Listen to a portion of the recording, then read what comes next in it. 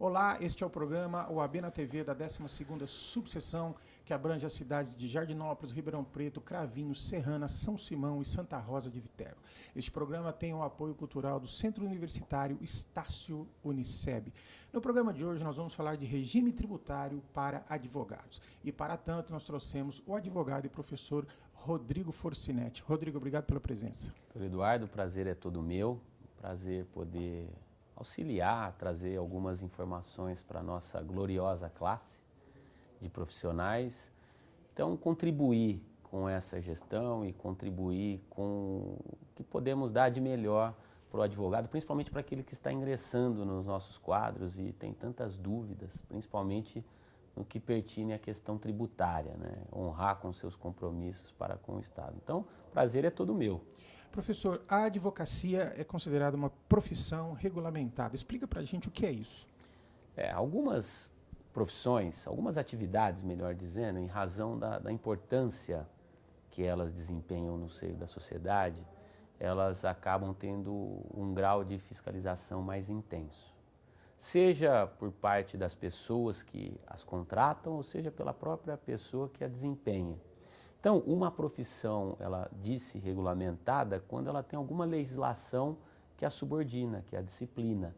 Então, o exercício da atividade da advocacia, ela é regulamentada porque nós temos leis que estabelecem requisitos para o seu desempenho e requisitos para a sua contratação e fiscalização. Então, nós temos a Lei 8.906, de 94, que ali traça todos os requisitos, e um deles, e o mais famoso, é a obrigatoriedade de você ser aprovado na prova da OAB para poder desempenhá-la. E o que é uma sociedade de advogados?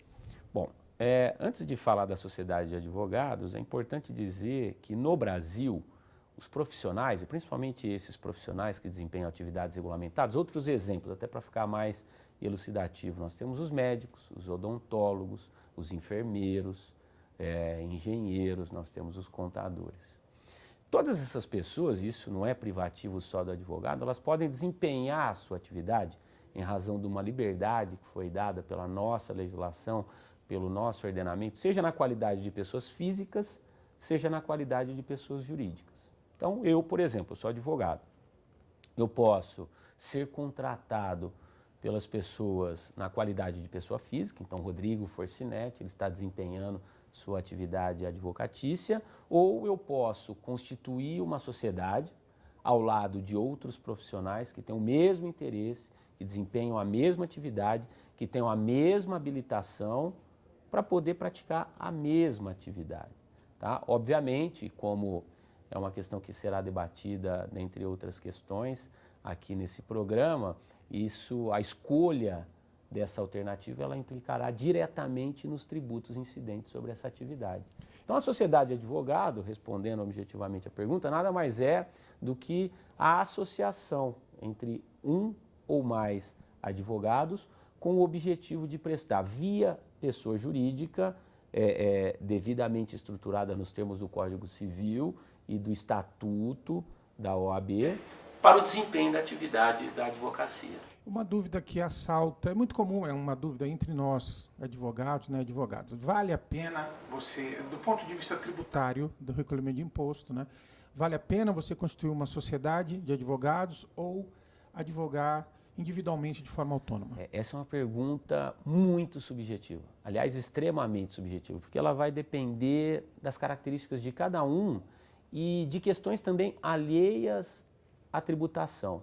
Então, assim, já de antemão, constituir uma empresa, constituir uma sociedade, melhor dizendo, porque o termo empresa, juridicamente falando, estaria mais afeto às sociedades empresárias, então vamos falar de sociedade, ela implica numa série de obrigações. Então, eu tenho questões contábeis, eu tenho cumprimento de obrigações acessórias do ponto de vista tributário, mas que não implicam em dispêndio de recursos, ou seja, eu tenho que cumprir obrigações que são burocráticas e que vão gerar indiretamente desembolso financeiro.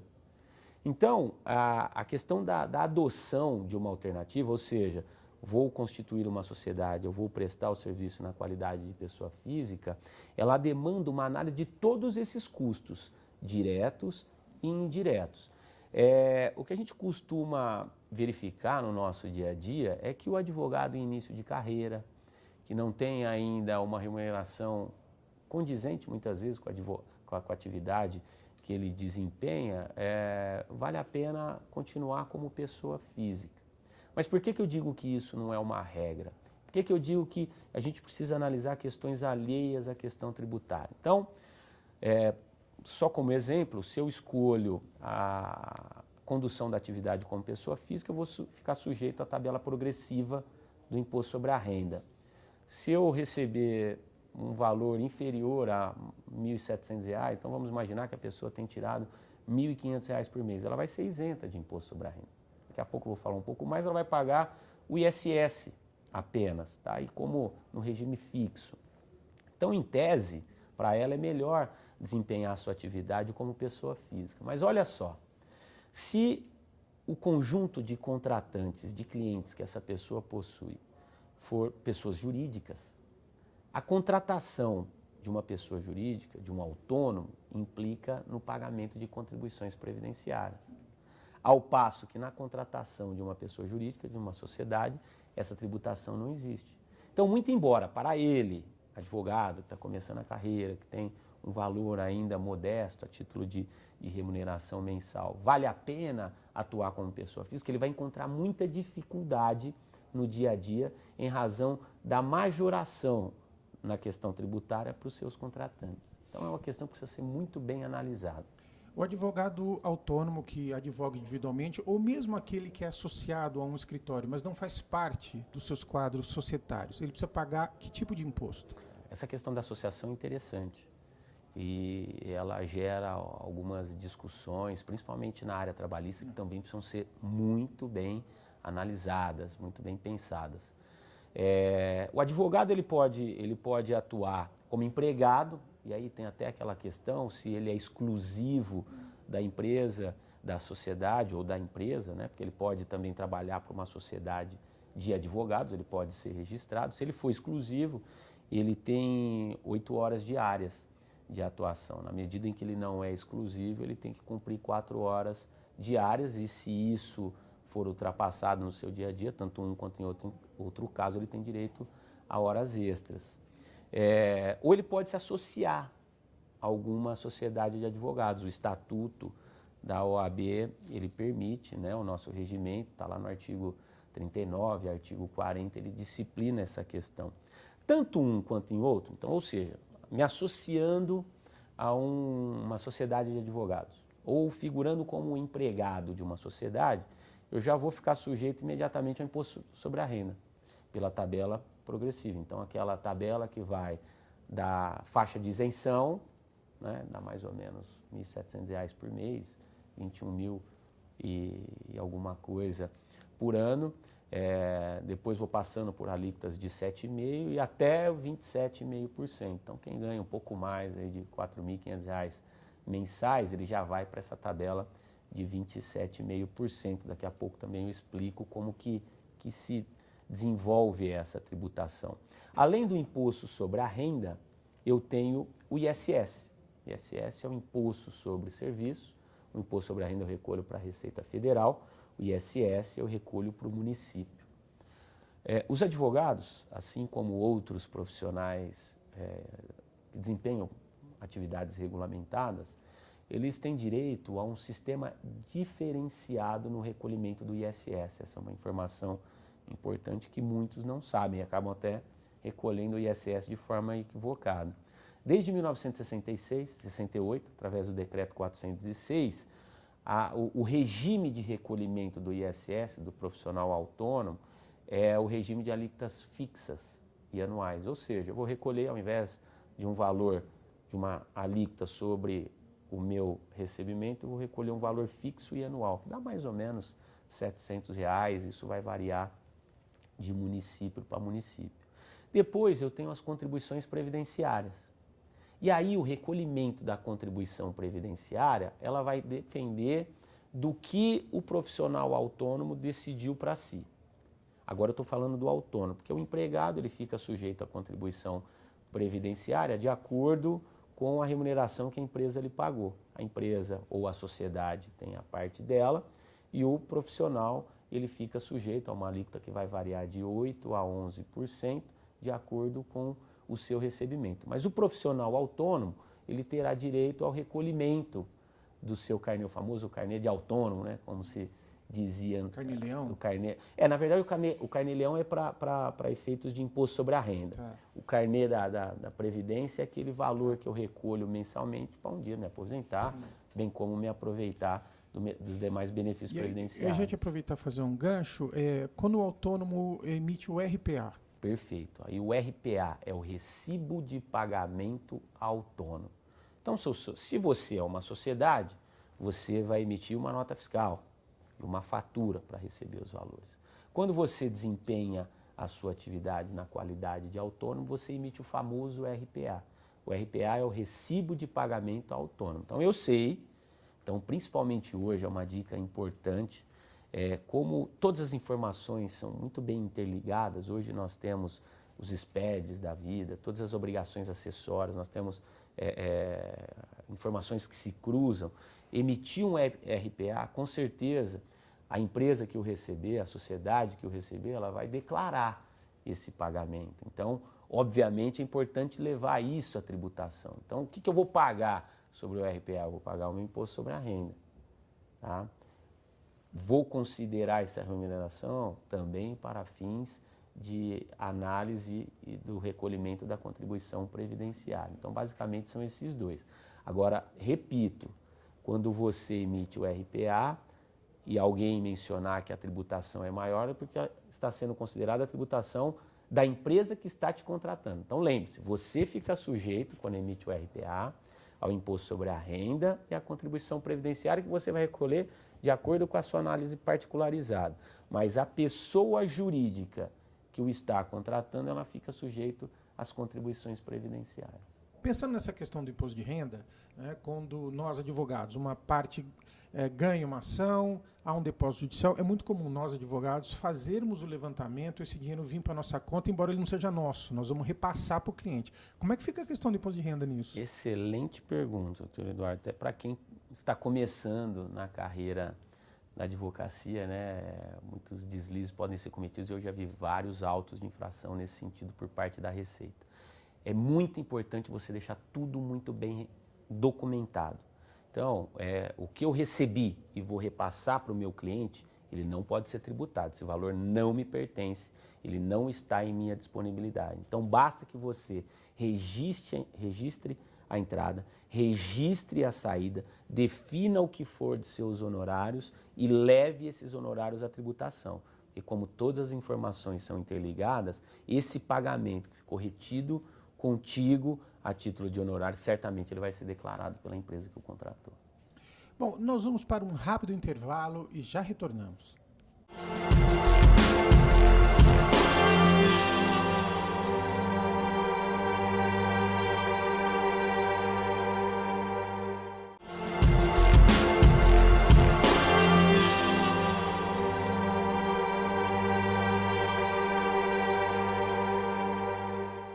Estamos de volta com o programa OAB na TV, que tem o apoio cultural do Centro Universitário Estácio Uniceb. Hoje nós estamos com o advogado e professor Rodrigo Forcinetti falando sobre regime tributário para advogados. Professor, nós terminamos o primeiro bloco com você falando da necessidade de se registrar corretamente, essa questão dos honorários. Mas vamos falar nessa questão da documentação de um modo geral necessário para a tributação.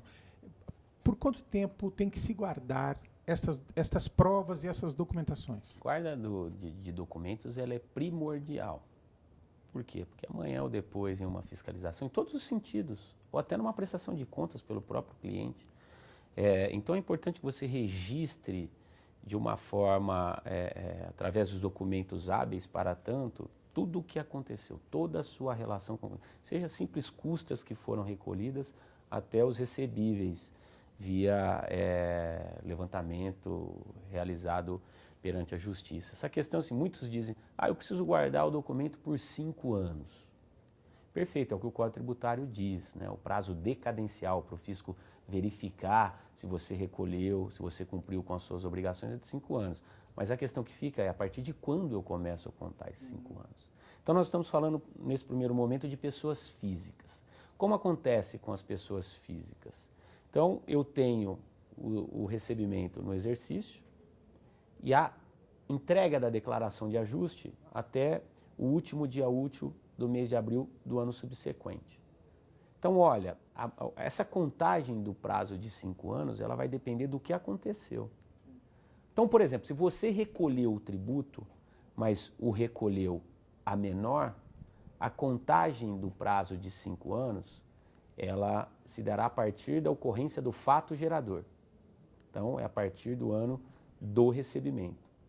Por outro lado, se eu não paguei o imposto sobre a renda, sem querer, entendi que era isento, fiz uma série de abatimentos e entendi que não teria que pagar o imposto sobre a renda. Depois vem a Receita e me cobra o tributo, constituindo o tributo, lavrando um auto de infração, a contagem dos 5 anos se dará a partir do primeiro dia útil do exercício seguinte ao que a declaração foi entregue. Então, por exemplo, pratiquei minhas atividades e recebimentos no exercício de 2010.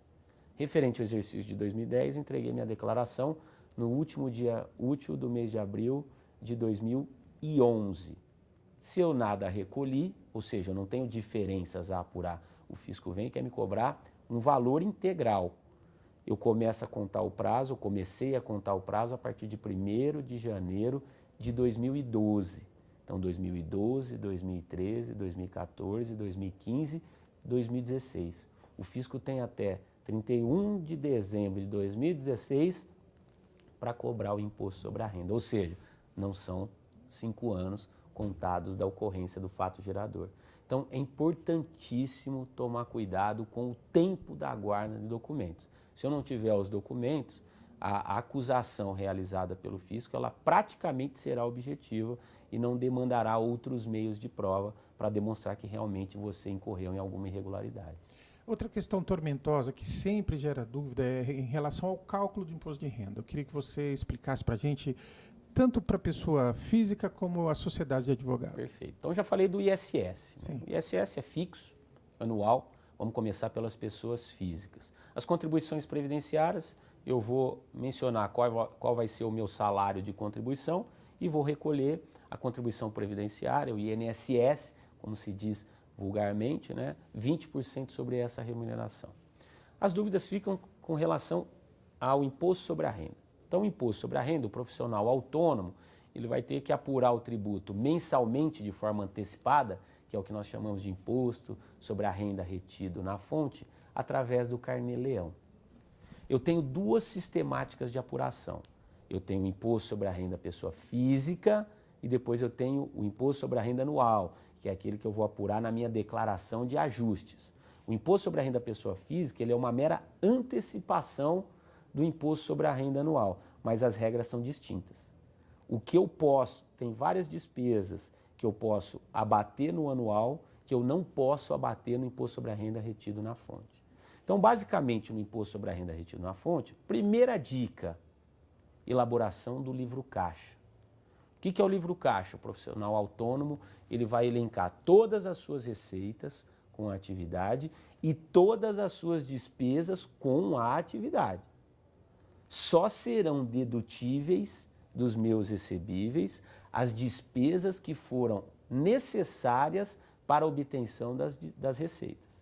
Então, por exemplo, fui almoçar na Coxilha dos Pampas num domingo, sem querer fazer qualquer tipo de propaganda, mas o restaurante é conhecido, nem precisaria, né, da minha propaganda. Gastei lá com a família, com os amigos e vou jogar isso no meu livro caixa? De forma alguma, né? Agora, despesas com a minha secretária, despesas com algum funcionário, despesas com material, despesas com livro, a própria anuidade da OAB, são despesas indispensáveis para o exercício da atividade. Com isso, eu já posso fazer o abatimento. Fora isso, o que mais que o profissional pode abater? Ele tem os gastos com dependentes, né? Esse ano, R$ 179 por dependente. No ano que vem, vai para R$ 187, salvo engano, por dependente. Eu posso também abater pensões alimentícias. Então, aqueles advogados têm várias ex-esposa, né? A gente costuma dizer que é uma forma de planejamento tributário, porque ela permite o abatimento do imposto sobre a renda, e tenho também a própria contribuição previdenciária, né? São despesas dedutíveis. Deduzindo esses valores, aí sim eu vou para a tabela, que caminha de 7,5% até 27,5%.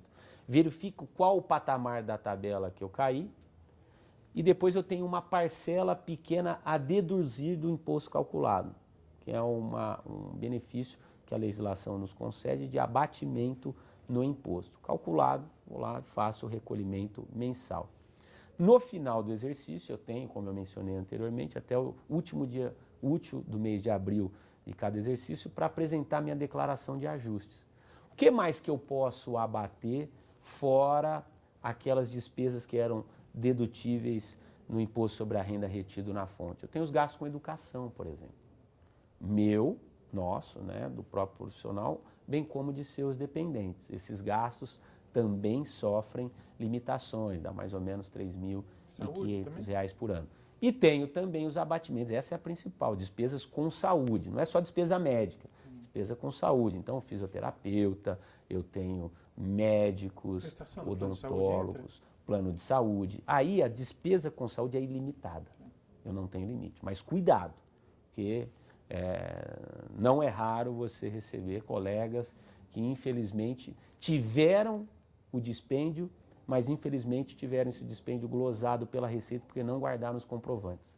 Quando eu digo guarda de comprovantes, não é só o recibo que foi dado pelo médico ou a nota fiscal. É indispensável o comprovante do pagamento e de que o tratamento foi realizado. Então, despesas odontológicas, principalmente. Vai lá, faz se puder, pagamento em cheque, melhor ainda, guardo a cópia do cheque. Peço para o profissional o comprovante de que o serviço foi realizado, porque estes são os documentos que serão exigidos numa eventual fiscalização. Então, em linhas básicas, essa é a metodologia no caso das pessoas físicas. No caso das pessoas jurídicas, então, nós montamos a nossa sociedade de advogados e montamos e passamos a receber dos nossos clientes via pessoa jurídica. Emitiremos as notas fiscais. O que eu vou recolher?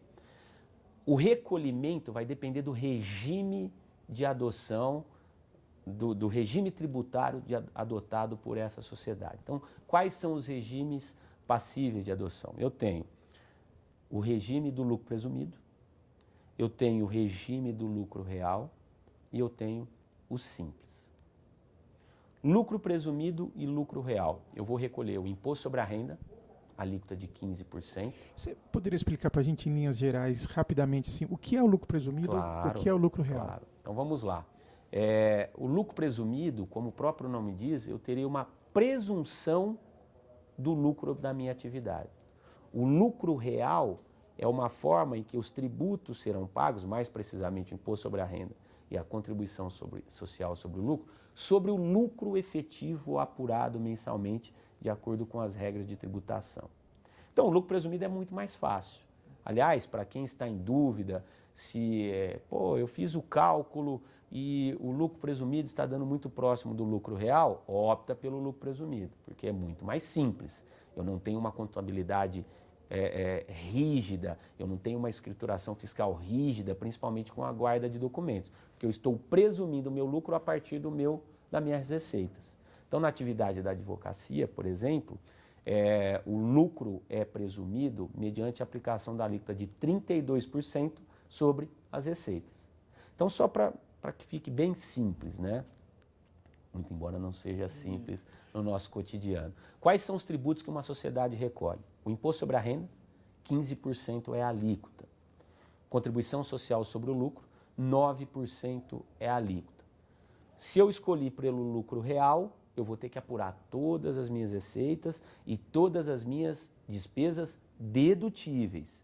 Apenas as despesas operacionais são dedutíveis. Na contribuição social, a mesma coisa, o mesmo regime, só que a alíquota é de 9%.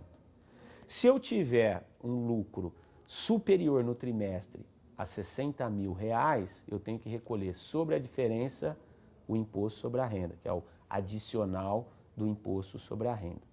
No lucro presumido, como que fica o imposto sobre a renda e a contribuição social? Eu pego a minha receita, aplico 32%, o que sobrar é o meu lucro presumido. Aplico a alíquota de 15%, no caso do imposto sobre a renda, e aplico a alíquota de 9%, no caso da contribuição social sobre o lucro. Se eu tiver um lucro acima de 60 mil no trimestre, eu tenho que recolher sobre a diferença 10%, sobre a base presumida. O ISS, no caso das pessoas jurídicas, o ISS também é fixo e anual. Esse decreto 406 de 1968 também permite que as sociedades calculem o ISS de forma fixa e anual pelo número de profissionais habilitados. Então, eu vou calcular que ela dá mais ou menos R$700 por ano pelo número de profissionais habilitados. Tá? Depois eu tenho o PIS e a COFINS. O PIS e a COFINS, o recolhimento, vai depender da forma de adoção do regime para o recolhimento do imposto sobre a renda e contribuição social. Então, se eu fiz a opção pelo lucro presumido, como que eu vou recolher o PIS e a COFINS? PIS, 0,65% sobre a receita, COFINS, 3% sobre a receita. Se eu optar pelo lucro real, a minha alíquota, na soma dos dois, que era de 3,65, ela vai para 9,25. Só que eu tenho a possibilidade de abatimento de algumas despesas que eu tive. Está aí uma questão a ser considerada. Então, olha, a minha atividade, ela gera um lucro muito menor do que 32%. Então, a priori, seria melhor o lucro real. Mas cuidado, antes de você definir o regime, verifica como vai ficar o PIS e a COFINS. Você vai passar de 3,65, que era o caso da soma das duas no lucro presumido, para 9,25. É um aumento considerável de alíquota e pela análise que temos feito, até porque a principal custo das sociedades é com profissionais que vão desempenhar a atividade, e essa despesa não é dedutível, não pode ser creditada lá no PIS e COFINS, acaba não valendo a pena. Então essa é uma questão a ser considerada. Então basicamente seriam esses. Eu tenho imposto sobre a renda, eu tenho contribuição social, eu tenho PIS, eu tenho COFINS. Depois eu posso ter as contribuições previdenciárias de acordo com a minha folha de salários. Aí, independentemente se for pelo regime do lucro real ou lucro presumido, nós teremos contribuições, aí contribuição previdenciária, SESC, o SEBRAE, Salário Educação, o próprio RAT e o FAP, dá mais ou menos 28% sobre a folha de salários. Bom, esse foi o programa UAB na TV da 12ª subseção, com apoio do Centro Universitário Estácio Unicep. Semana que vem nós vamos continuar com esse tema com o professor Rodrigo Forcinetti, falando de regime tributário para advogados.